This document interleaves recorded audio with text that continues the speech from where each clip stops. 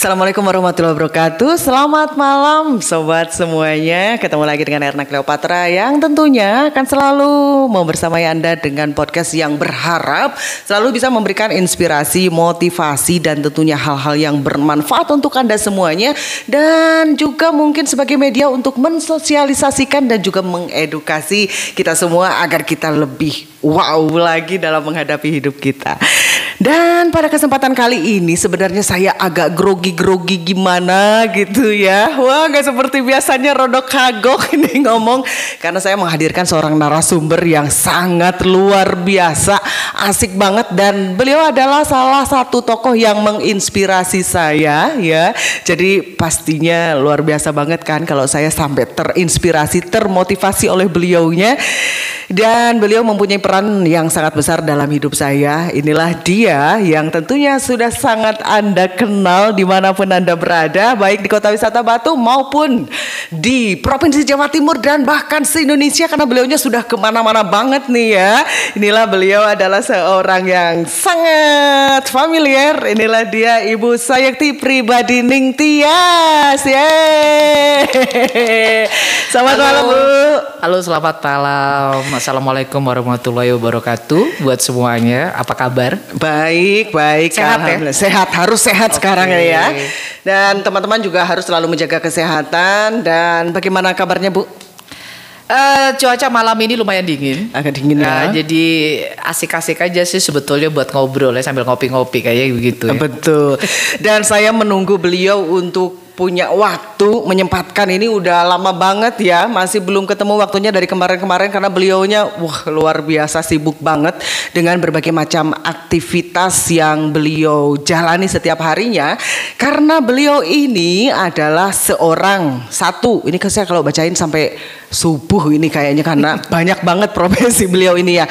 Beliau adalah seorang psikolog ya, luar biasa, dan beliau juga merupakan ketua dari Asosiasi Psikolog Malang Raya ya Bu ya. Himpunan Psikologi Indonesia Cabang Malang. Wakil ketua 1. Wakil ketua 1 Himpunan Psikologi Indonesia Cabang Malang ya.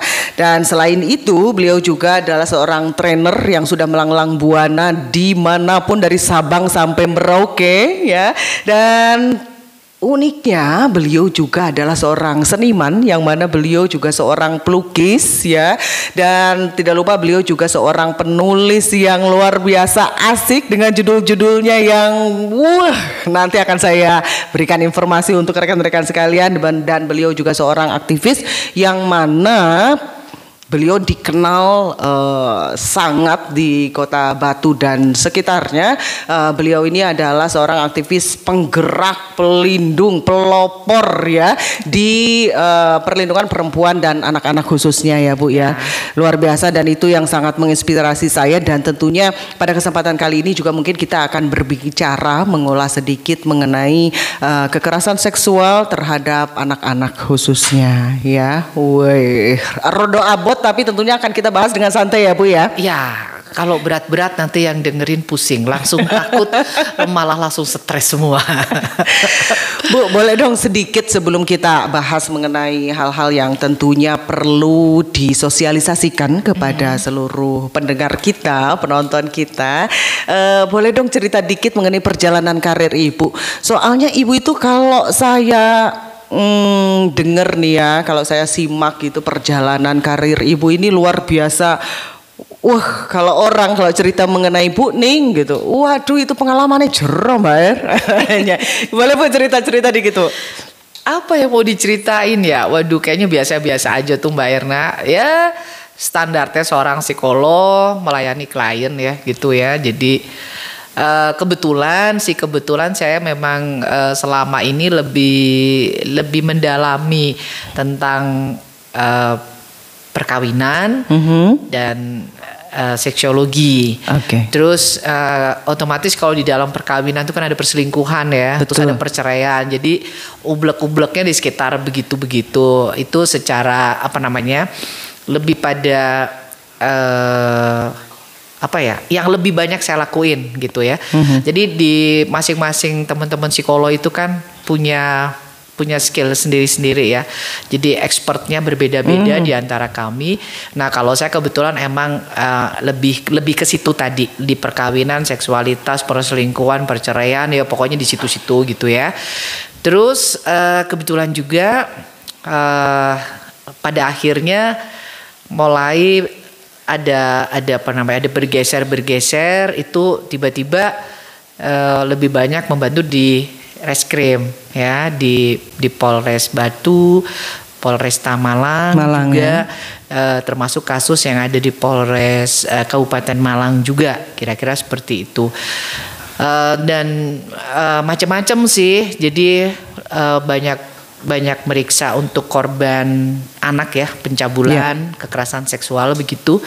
Terus juga KDRT juga seperti itu, dan juga ada beberapa kasus-kasus yang emang agak gimana ya, agak serem-serem dikit ya, seperti pembunuh berencana kayak gitu.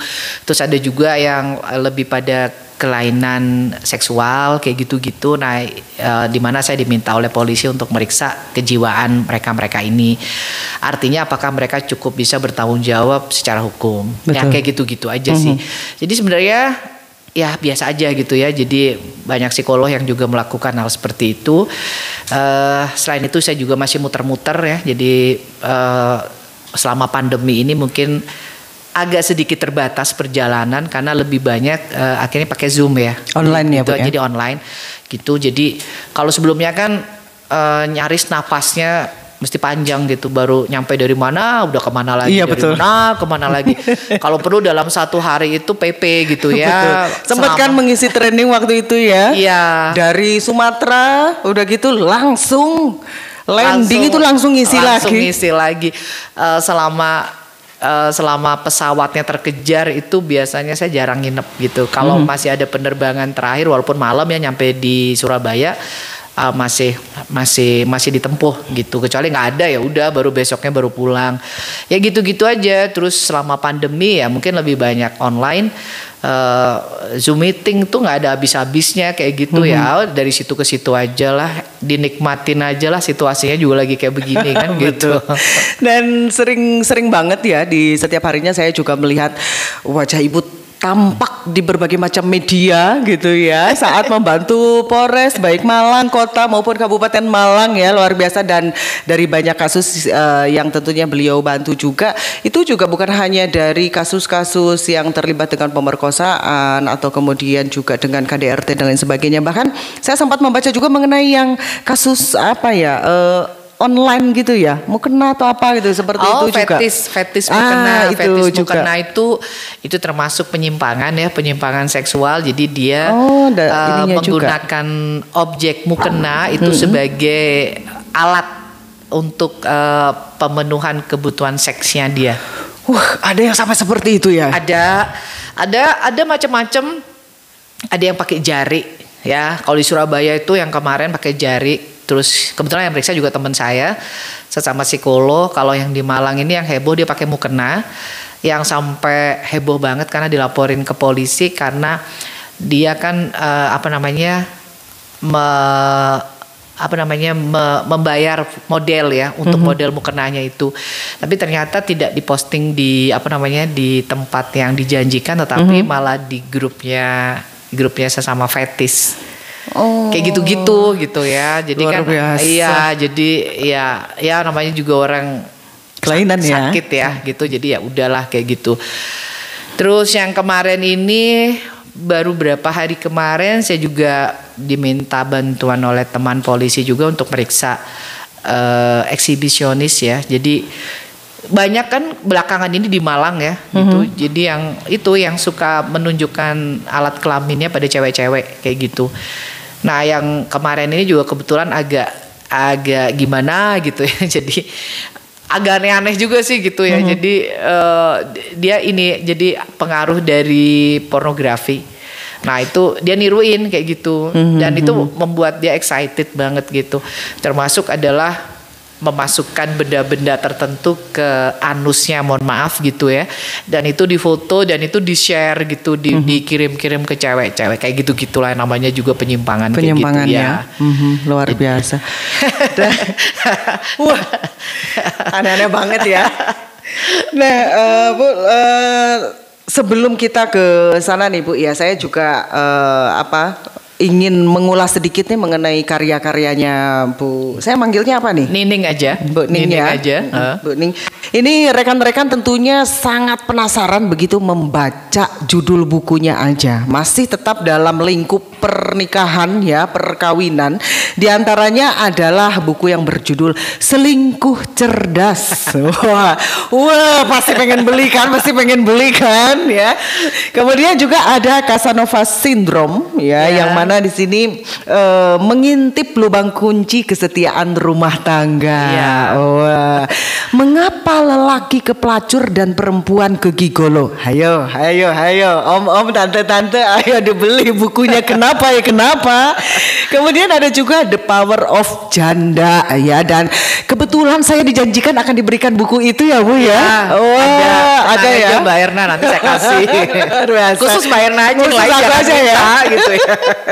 Kemudian juga ada Simbo The Wise Thinker for Ndo ya, dan ada juga Mbok Ti. Banyak sekali buku-buku yang telah beliau baru 6 telurkan ya, 6 gitu. Dan tentunya kalau saya baca sekilas saja ini lebih kepada dunia perkawinan atau pernikahan, dan juga mungkin lebih ke dunia perempuan atau bagaimana nih Bu? Boleh dijelaskan Jadi dikit? Itu ada perkawinan dan lebih menyoroti tentang konsep-konsep kesetiaan ya. Terus juga lebih pada peranan perempuan. Jadi kalau yang Simbo The Wise Thinker for Ndo itu lebih peranan ibu, perempuan sebagai ibu dalam Indonesia.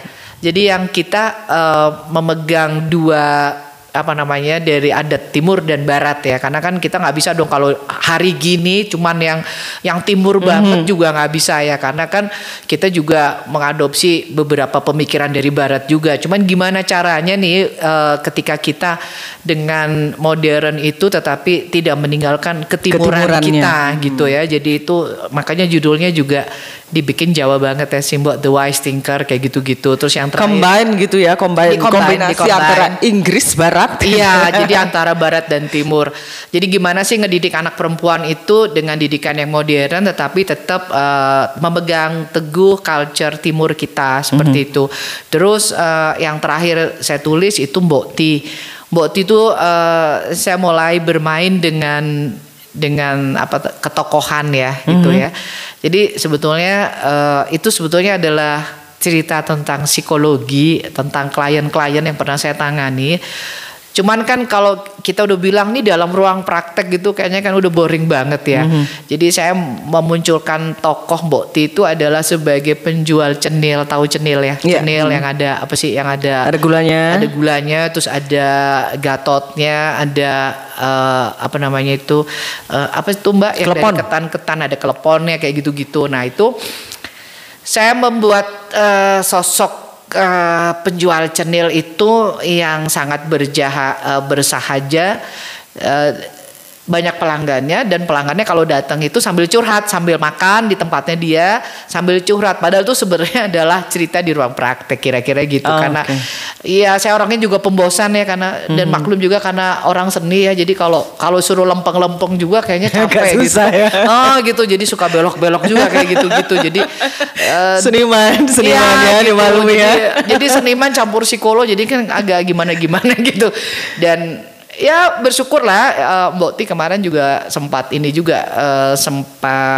bestseller di salah satu, saya lupa Gramedia yang mana di Jakarta ya. Jadi itu sempat kayak begitu juga di sana gitu. Abis itu kena pandemi, ya udah saya nggak nulis lagi. Kalau pandemi nulis kan juga kayaknya boro-boro mau nulis ya, lebih banyak stresnya karena dengar teman ini meninggal, si itu meninggal, si ini kenapa sih kan, jadi kan rasanya gitu banget gitu. Psikolog juga bisa stres ya Bu ya? Stres, apalagi beberapa teman-teman saya meninggal gitu kan, dan itu teman-teman yang akrab gitu kan, jadi kayaknya aduh gimana ya gitu ya. Jadi menjaga tubuh kita sehat, pikiran sehat aja udah usaha ya. Dan ini sampai melebar begini karena kan kalau lagi situasi begini kan konon ceritanya kita nggak boleh diet ya gitu ya. Jadi justru asupan makanan mesti bagus, gizi mesti bagus. Sementara kita mau olahraga di tengah keramaian juga nggak berani gitu kan ya. Terjadilah sedikit pelebaran jalan. Jalan menuju surga. Ya, di jalan menuju surga. Gitu deh, gitu. Iya. Jujur loh teman-teman ya bahwa Bu Ning ini adalah sosok yang saya kagumi ya sebagai idol gitu, sebagai pendatang baru nih di Kota Batu saat itu ya, melihat sosok Bu Ning ini seorang wanita yang sangat kreatif dan juga aktif luar biasa, kalau bisa dibilang hiperaktif gitu ya, nggak ada capeknya, tetap sehat dan tetap energik gitu ya, dan tetap gede, nggak kurus-kurus. Itu aku nggak ikut. Nah, Bu, dari berbagai macam aktivitas yang Ibu lalui ya, kemudian juga dari karya-karya Ibu dalam bentuk buku ini lebih banyak ke perempuan, anak gitu. Sebenarnya apa sih yang ada di pikiran Ibu? Apa sih yang menjadi mungkin apa ya harapannya Ibu atau apa terhadap wanita kok konsen banget sih terhadap perempuan? Mungkin karena di sekeliling saya itu kan terutama klien-klien ya, itu kan klien-klien tuh memang lebih banyak perempuan gitu ya, dengan segala macam ceritanya gitu ya. Sehingga saya kadang-kadang sampai berpikir, aduh kenapa ya dengan perempuan ini kok kayaknya banyak sekali yang dia mesti pikirin dan segala macam. Terus ngelihat juga perempuan-perempuan yang benar-benar dia seorang fighter ya gitu ya, yang dia mesti sendirian. Makanya sampai ada buku The Power of Janda segala macam itu kan adalah salah satu bentuk keprihatinan terhadap kaum perempuan yang tidak bahagia dalam perkawinannya. Sementara untuk bercerai itu takut. Betul. Gitu ya. Dia lebih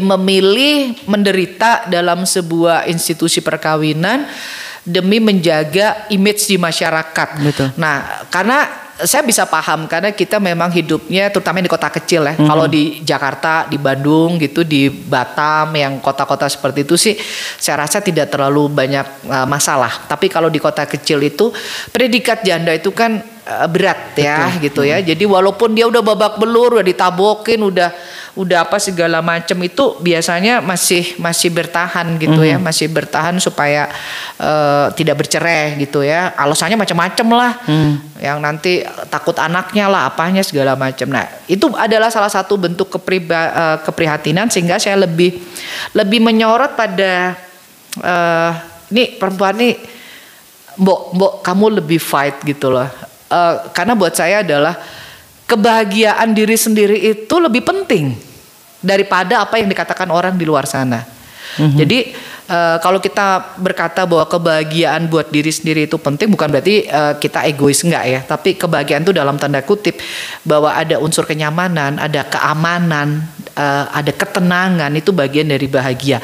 Itu jauh lebih penting dibandingkan harus menyandang predikat sebagai seorang istri tetapi kualitasnya tidak bagus. Nah, kira-kira termasuk juga saya menyoroti tentang bagaimana ketika perempuan itu dia berani fight, ketika dia akhirnya oke, saya jadi janda nih.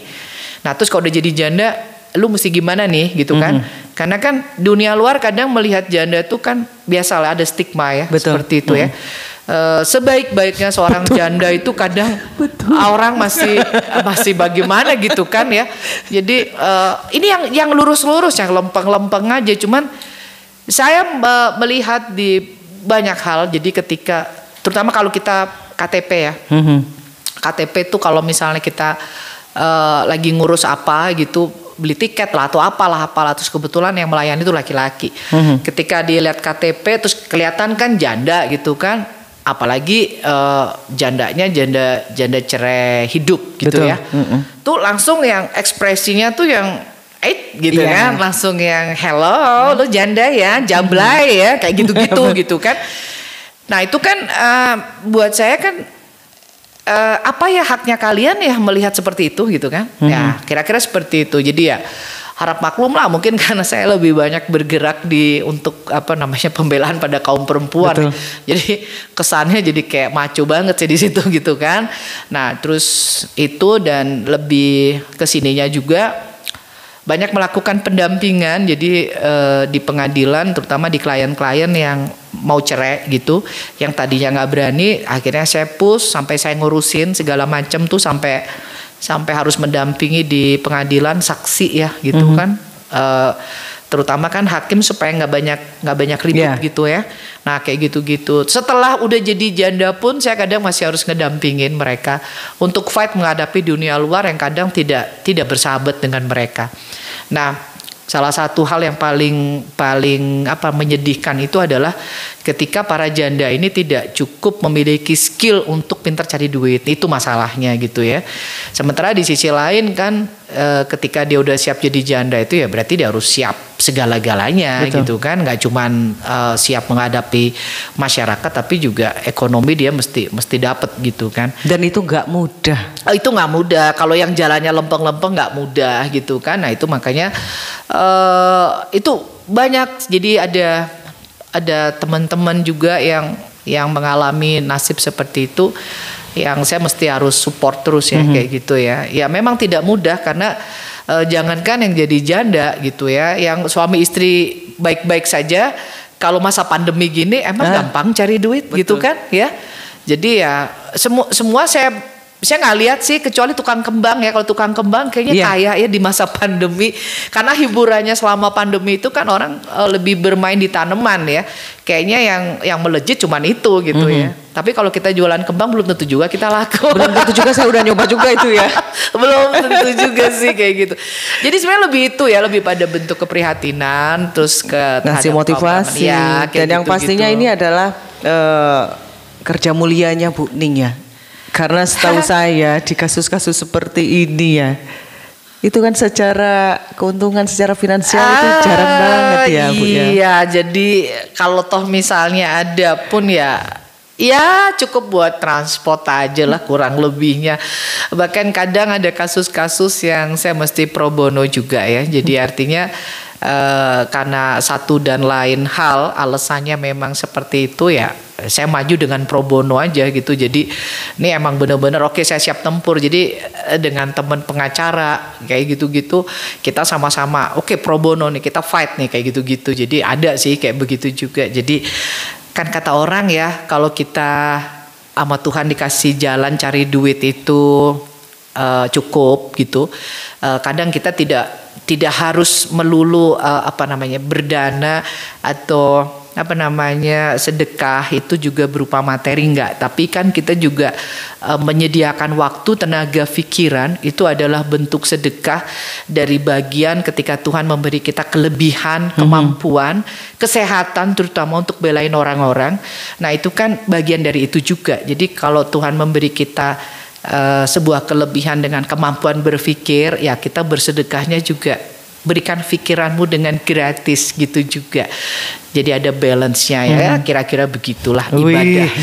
Luar biasa ya, panggilan jiwa itu lebih ke panggilan jiwa, karena nggak setiap orang seperti itu ya. Maksudnya ada orang yang mempunyai kemampuan di sana, mungkin baik secara pikiran, baik secara finansial, tenaga, waktu dan lain-lain, tapi ya lebih memilih untuk yang menguntungkan untuk dianya gitu. Karena yang saya lihat Bu Ning ini sangat konsisten ya, dalam arti apa yang beliau perjuangkan baik untuk perempuan dan anak-anak itu benar-benar konsisten dari tahun kapan sampai sekarang, dari tahun gak enak sampai tahun sekarang ini beliau masih tetap eksis. Kadang-kala ada yang timbul tenggelam. Nah, beliau ini luar biasa dan salut sekali saya kepada beliaunya ya.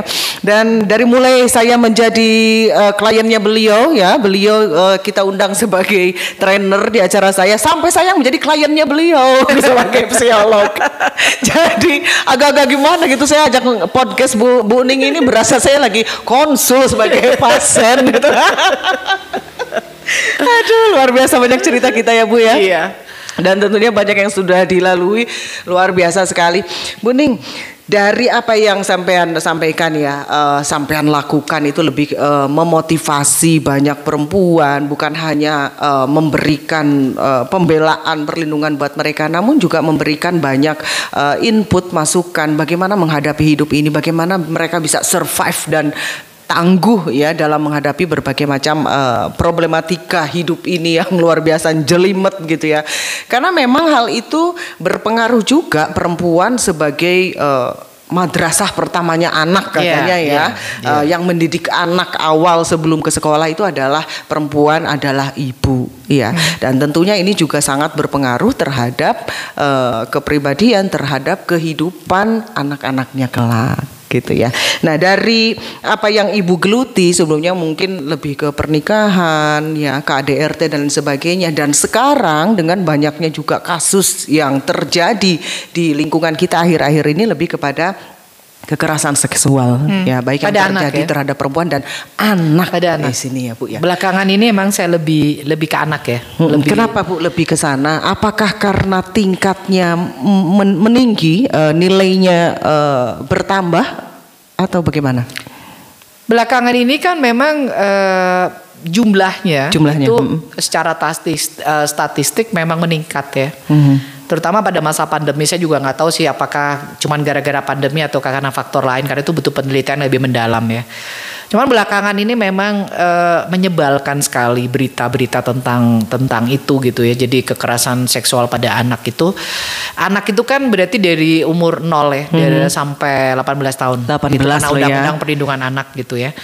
Nah, hal-hal seperti ini kalau tidak diselesaikan dengan hukum ya, itu kadang membuat pelakunya itu menjadi tidak punya efek jerah, dan orang lain yang juga mau melakukan kan merasa anak-anak itu kan dianggap sebagai kaum yang lemah. Betul. Kaum yang lemah yang kayaknya nggak mungkin dia akan berani ngomong gitu ya, dia nggak akan ngadu ke siapa, apalagi dengan sedikit ancaman, awas ya nggak usah ngomong apa bla bla seperti itu kan. Kadang anak-anak juga takut atau diberikan sesuatu, diiming-imingi imbalan atau apa. Nah itu kadang yang miris gitu ya. Nah, saya bersyukur ya, jadi bersyukurnya dalam tanda kutip bahwa belakangan ini mereka, apakah itu dari masyarakat ya, apakah itu dari orang tua ataukah dari pihak keluarga, itu sudah mulai berani speak up dan mulai berani melaporkan pada polisi. Walaupun itu membuat kita juga capek gitu ya, tetapi menurut saya bersyukur dibandingkan ketika kasus-kasus seperti itu terjadi tetapi disembunyikan. Betul. Atau diselesaikan dengan cara yang tidak tepat gitu ya. Jadi bagaimana ketika seorang anak yang udah anak kecil ya, maksudnya udah sampai terjadi koitus gitu misalnya, terus berdamai gitu aja dengan pelakunya yang notabene banyak orang dewasa tentunya gitu ya. Nah itu kan sementara masa depan anak dan efek yang akan terjadi panjang ya. Jadi panjang itu pemikirannya, terutama kepada pelaku yang mungkin akan mengulangi pada si A, si B, si C lagi gitu kan. Nah itu saya bersyukurnya bahwa belakangan ini memang kasus-kasus seperti itu banyak dinaikkan di media, ya, dan dilaporkan, dan dan kami sendiri yang kebetulan concern terhadap hal-hal seperti itu juga akhirnya benar-benar fight ya. Jadi selama ini saya banyak bekerja sama dengan JPU, Jaksa Penuntut Umum. Kita tandem ya bahasanya. Jadi kami tandem berdua dengan jaksa anak begitu ketika menangani kasus-kasus, dan belakangan kasusnya juga makin gak enak didengar gitu ya.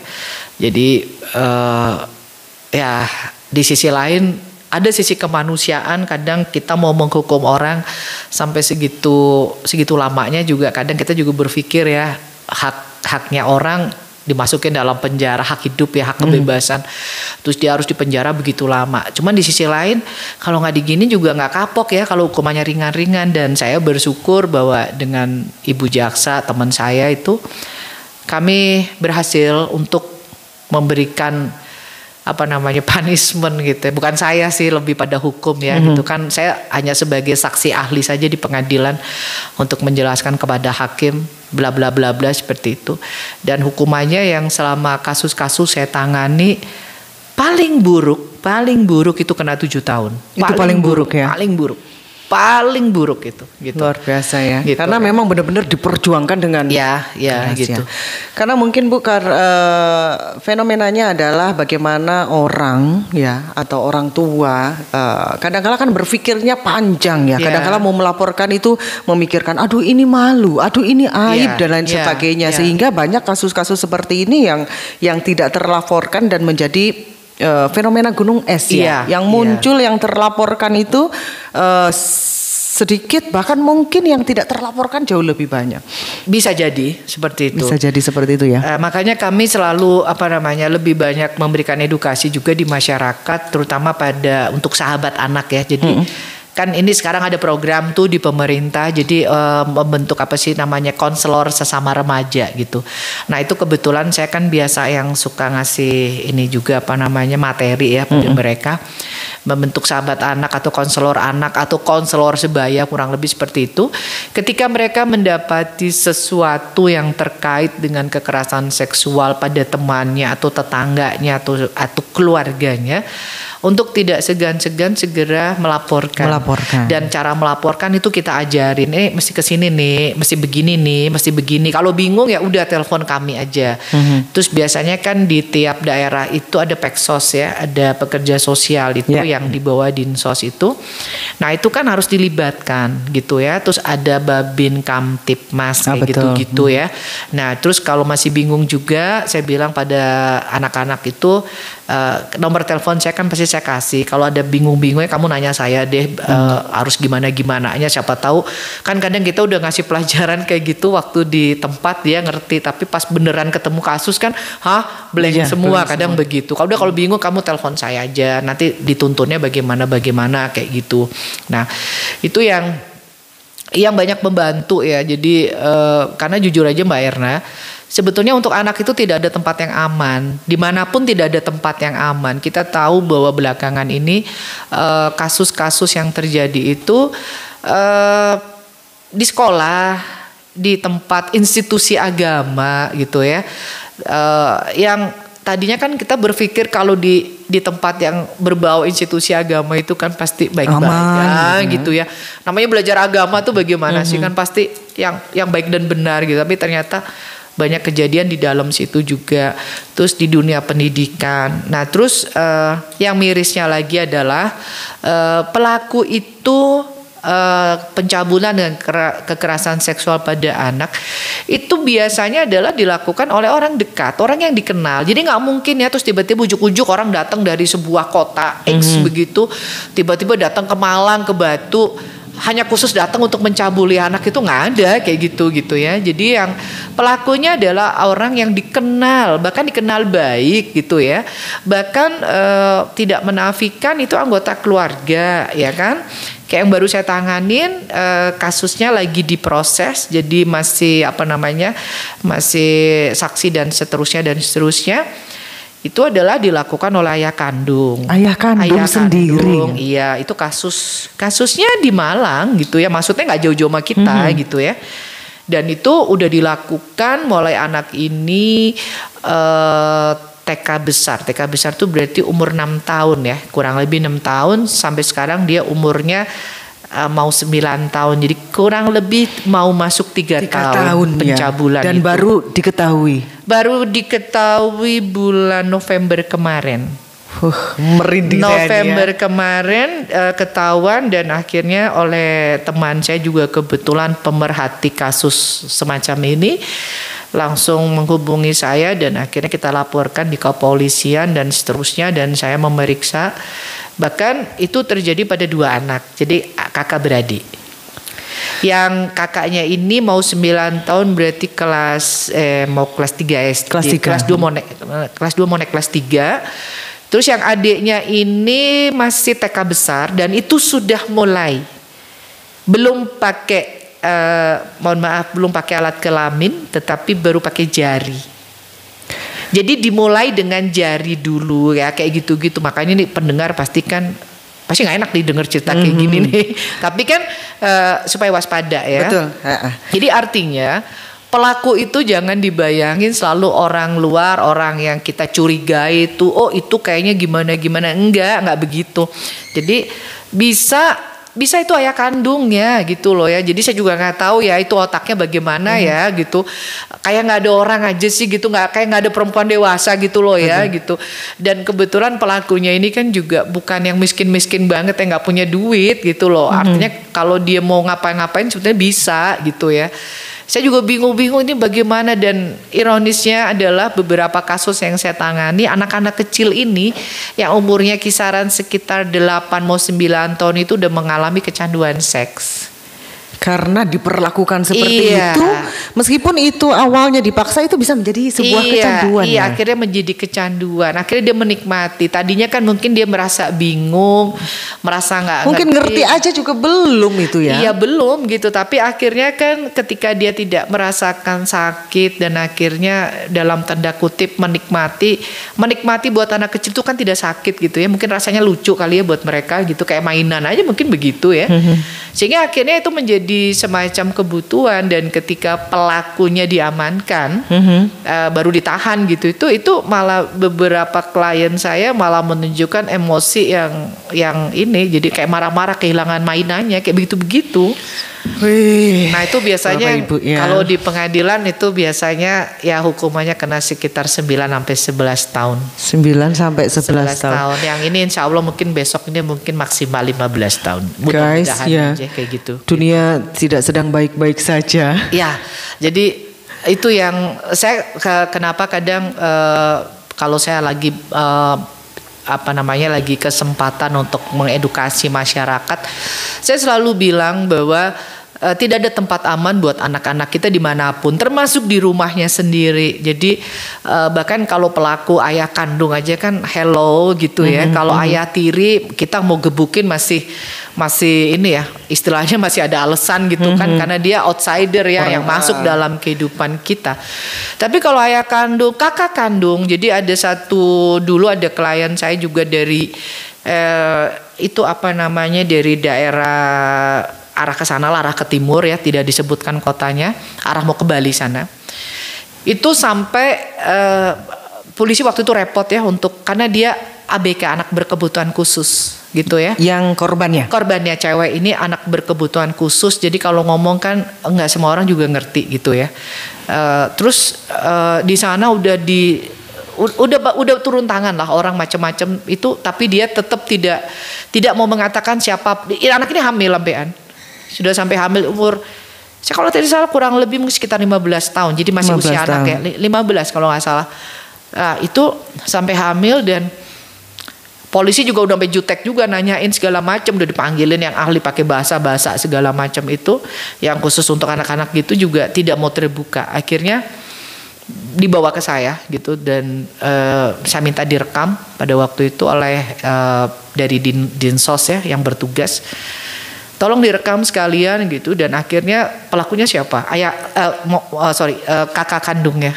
Kakak kandungnya sendiri gitu. Nah itu kan akhirnya udah, jadi saya bilang udah ibu rekamannya serahkan ke polisi. Udah saya bilang gitu. Karena memang itu ketahuannya karena hamil itu berarti Bu Iya gitu. Dan sekarang kakaknya udah ditahan. Kalau saya tidak salah kena berapa tahun itu kemarin ada Peksos yang ngasih tahu 8 kah kalau tidak salah, sekitar 8 tahun. 8 tahun gitu. Gitu. Kakak kandung gitu ya. Iya, dengan vonis sebesar itu, hitungannya apa yang Ibu perjuangkan sebenarnya udah lumayan ya Bu ya. Di atas 7 tahun semua tuntutan ya.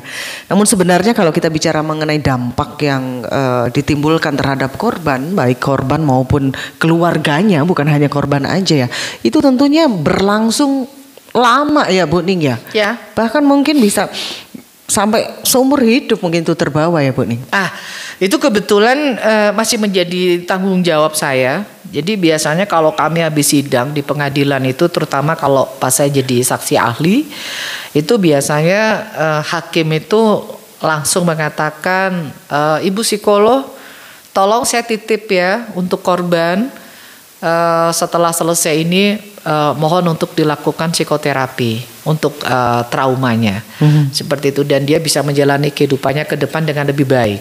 Itu biasanya hakim langsung mengatakan begitu gitu ya. Jadi artinya untuk kasus-kasus yang dalam tanda kutip yang memang serem-serem banget itu, saya sampai harus mendampingi korban sampai setahun. Jadi ya bagaimana gitu ya, karena juga nggak gampang gitu. Betul. Kan kayak yang anak kecil itu juga yang di bawah umur gitu kan, kebayang ya, terus tiba-tiba apalagi sudah terjadi coitus ya.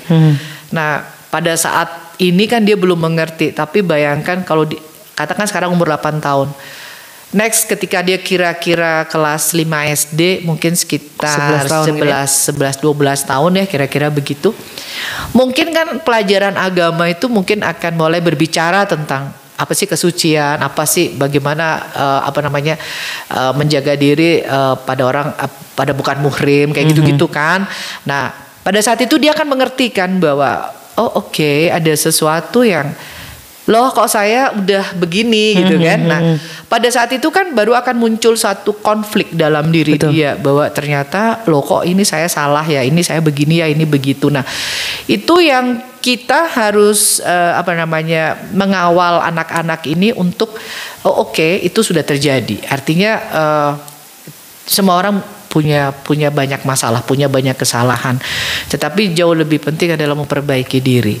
Dan mungkin ada hal-hal yang kalau menurut kedokteran sih, kata beberapa teman-teman kedokteran itu, kalau masih kecil dan tidak dilakukan sering ya, jadi mungkin hanya sekali gitu, ada kemungkinan itu bisa kembali gitu, ada kemungkinan seperti itu. Jadi teman-teman dokter itu ada yang mengatakan seperti itu. Tapi kalau berkali-kali artinya sudah sampai rusak ya, jadi lubang-lubang udah seperti itu juga tidak bisa. Tapi kalau mungkin sekali, ada kemungkinan, bukan berarti bisa, ada kemungkinan sesuai dengan pertumbuhan usia mereka dan pertumbuhan fisik, kira-kira begitu sih gitu ya.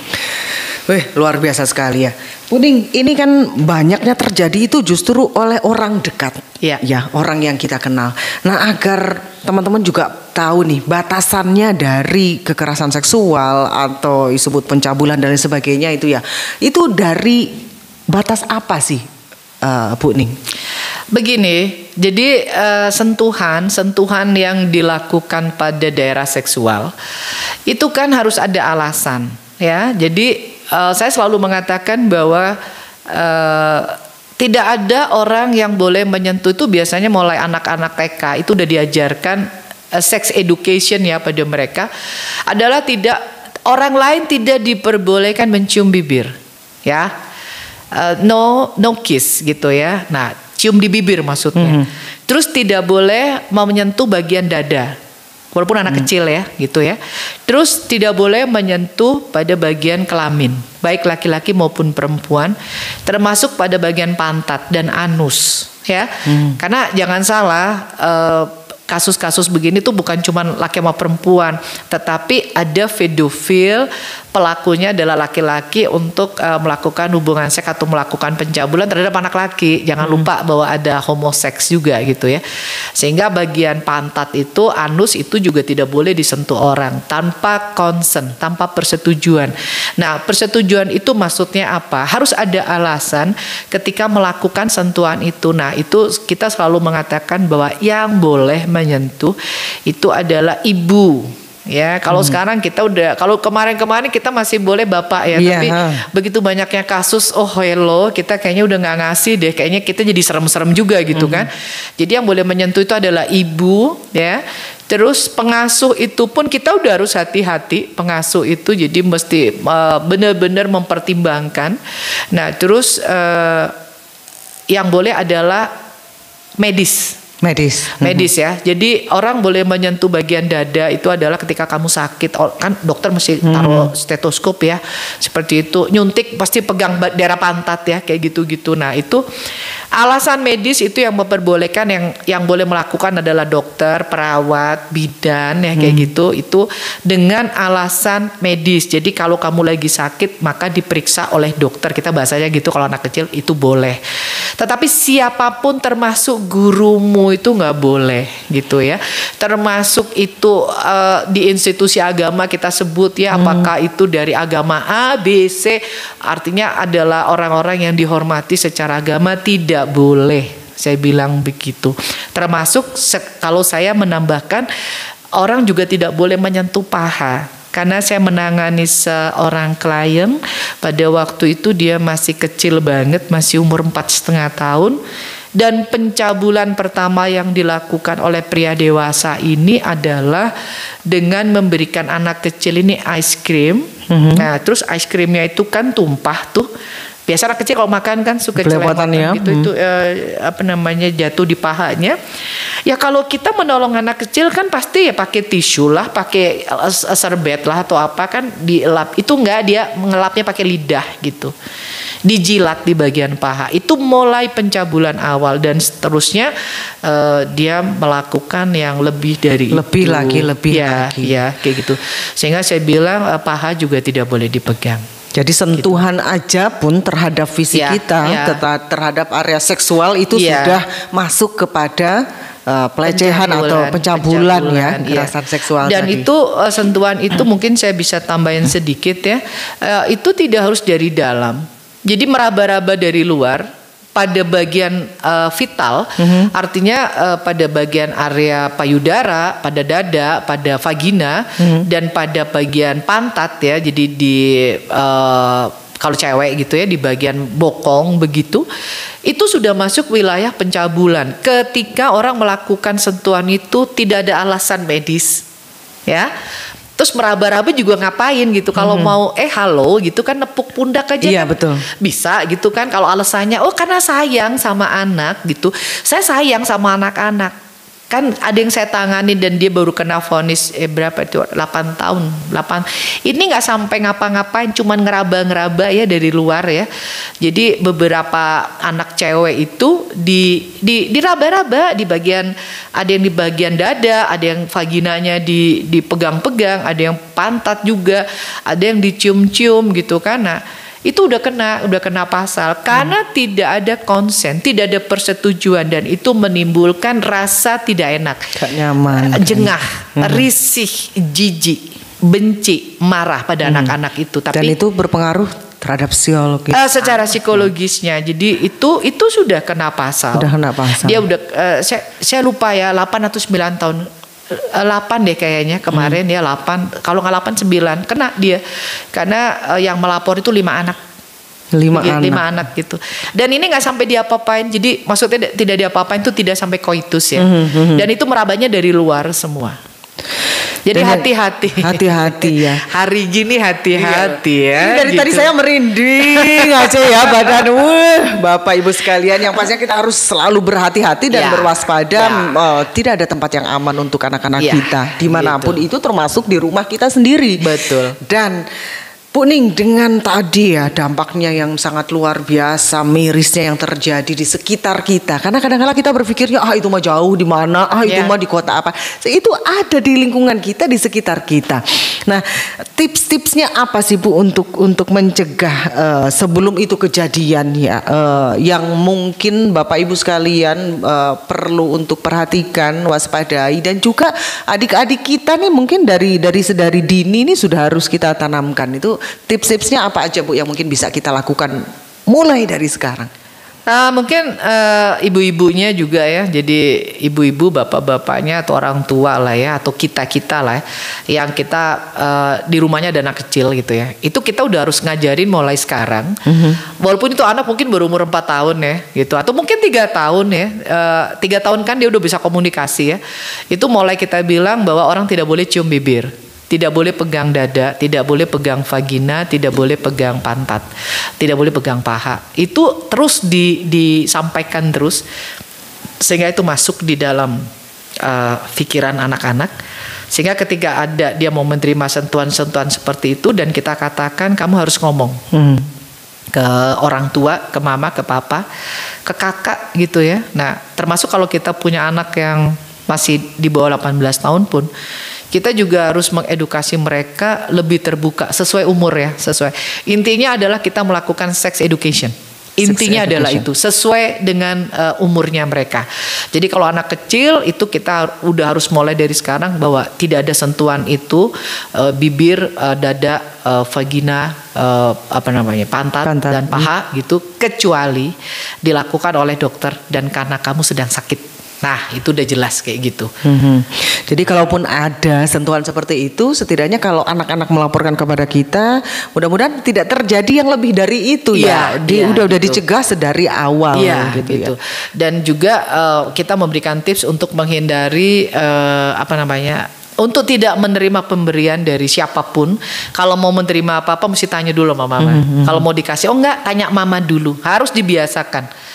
Jadi ini yang kadang sulit ya, tapi itu harus perlu didoktrinkan pada anak-anak kecil bahwa kalau ada orang yang memberikan embel-embel boneka, apalah mainan atau apa, harus ngomong dulu ke mama, ke orang tua bahwa ini ngasih ini kayak gini. Mungkin waktu ngasih belum diapa-apain, tapi dengan biasa dikasih dia akan datang dan terjadilah kira-kira begitu. Udah percaya, nyaman, akhirnya bisa terjadi sesuatu yang tidak kita inginkan. Iya, kira-kira begitu.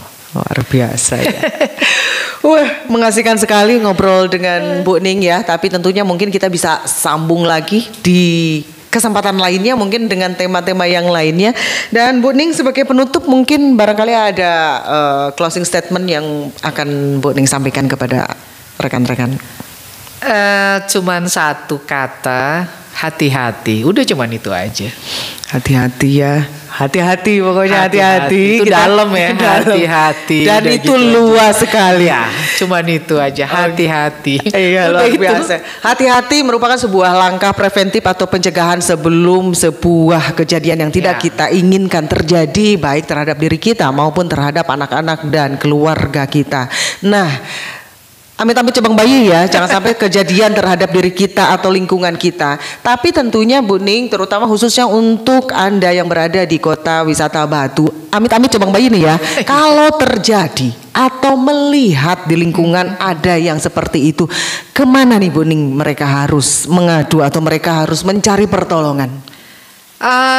Kita ada P2TP2A di kota Batu, jadi bisa menghubungi P2TP2A, ya, termasuk saya ada di P2TP2A, atau menghubungi saya sebagai psikolog, atau bisa menghubungi di Puspaga juga.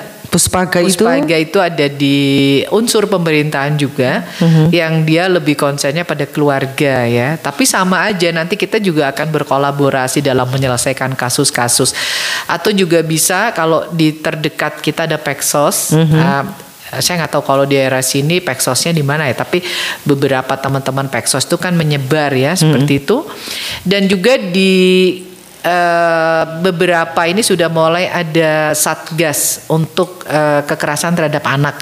Nah itu bisa menghubungi atau ke tadi sampai lupa. Babin Kamtipmas. Nah itu nanti biasanya dari teman-teman Babin Kamtipmas itu juga akan berkolaborasi juga dengan kami, akan menghubungi pihak P2TP2A, bisa menghubungi juga Puspaga mana yang bisa dihubungi duluan, dan selanjutnya kami akan turun mengawal kasus ini untuk kita sampaikan ke kepolisian ya. Kira-kira begitu. Kalau mau langsung juga nggak apa-apa gitu. Jadi begitu misalnya tahu nih jebret udahlah kan orang kadang juga nggak mau berlama-lama juga, udah langsung bawa saja ke unit PPA di Polres ya. Di Polres gitu. Ya, ke kepolisian. Udah gitu aja. Nanti juga ujung-ujungnya juga nanti ada psikolog yang turun untuk meriksa. Ketemunya juga saya lagi, kira-kira begitu. Kemanapun Anda menelpon dan menghubungi, ujung-ujungnya paling ketemu sama Bu Ning juga. Karena kadang-kala Bu Ning orang jika kalau untuk khusus kejahatan seperti ini ya, ada yang namanya unsur malu, aib gitu ya, sehingga kalau misalkan mau ke kepolisian atau yang berwajib itu ada rasa aduh malu, takut dan lain sebagainya. Nah mungkin Bapak Ibu sekalian atau rekan-rekan yang merasa mengalami kekerasan seksual, pencabulan dan lain-lain, mungkin Anda silahkan menghubungi atau melaporkan kepada orang atau siapapun yang membuat Anda nyaman, mungkin ke Bu Ning atau ke P2TP2A WP2A gitu, yang mana mungkin nanti kontaknya atau linknya atau akun media sosialnya akan kita cantumkan juga di sini. Jangan ragu untuk melapor jika terjadi sesuatu baik terhadap diri Anda maupun lingkungan Anda. Betul ya Bu Ning ya. Karena ini bukan hanya soal Anda, tapi tentunya kita juga menjaga agar hal seperti ini tidak terjadi lagi kepada anak-anak yang lain. Mari kita jaga anak-anak kita. Mari kita menjadi orang yang lebih peduli terhadap lingkungan dan juga anak-anak di sekitar kita. Dan tentunya Bu Ning tetap semangat, Bapak Ibu sekalian juga tetap semangat, dan pesan yang disampaikan sama Bu Ning ini cuma satu kata saja, hati-hati. Namun tentunya dengan satu kata ini, wah penjabarannya luas ya Bu Ning ya. Betul. Dalam banget. Mari kita lebih memperhatikan anak-anak kita ya. Mari kita lebih peduli, kita lebih sensitif terhadap anak-anak dan apa yang terjadi di lingkungan kita.